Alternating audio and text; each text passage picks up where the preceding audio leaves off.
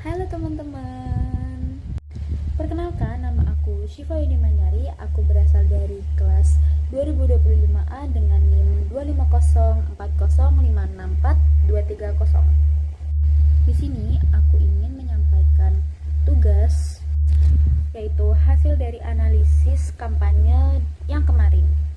Kampanyeku bertemakan yaitu menjaga lisan dan ucapan. Dari beberapa komentar yang ada di link atau video aku kemarin, terdapat beberapa respon yang cukup beragam dan cukup unik. Mari kita bahas satu persatu. Nah, setelah saya analisis, ternyata banyak sekali komentar-komentar yang menunjukkan respon positif. Itu sangat mendominasi kolom komentar yang saya unggah, kolom komentar yang video yang saya unggah. Nah, jadi itu komentarnya mayoritas menunjukkan apresiasi tinggi terhadap konten kampanye saya.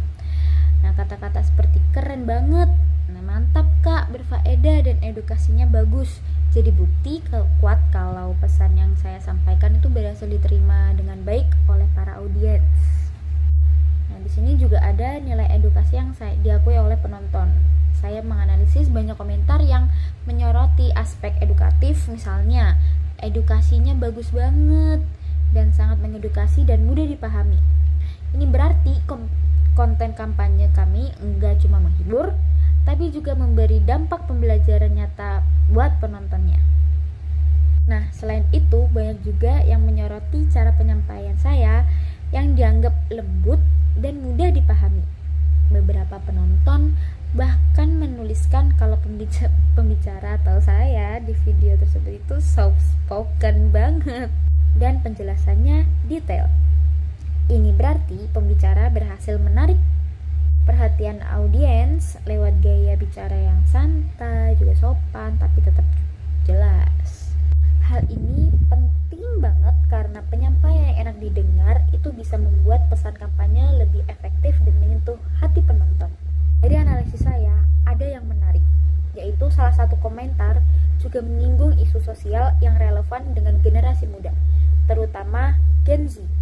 Ada penonton yang bilang kalau di zaman sekarang banyak banget anak muda yang mulai toksik di media sosial,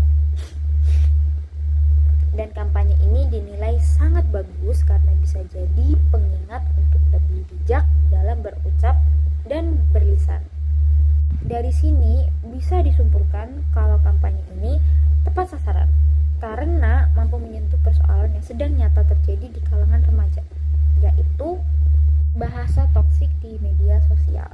Oh iya, bukan cuma itu, kampanye ini juga sukses membangun kedekatan emosional dengan penonton. Hal ini bisa dilihat dari komentar seperti alhamdulillah, terima kasih ilmunya kak, dan semoga bermanfaat. Komentar semacam ini menunjukkan bahwa penonton tuh gak cuma nonton, tapi juga merasa bersyukur dan tersentuh dengan pesan yang saya sampaikan.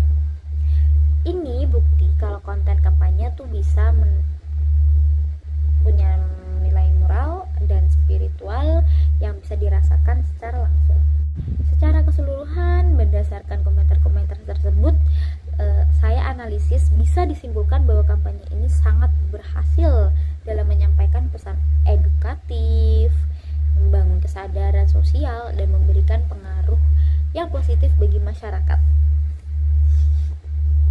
Pembawaan yang ramah, isi yang relevan, serta nilai moral yang disampaikan membuat penonton merasa dekat dan terinspirasi.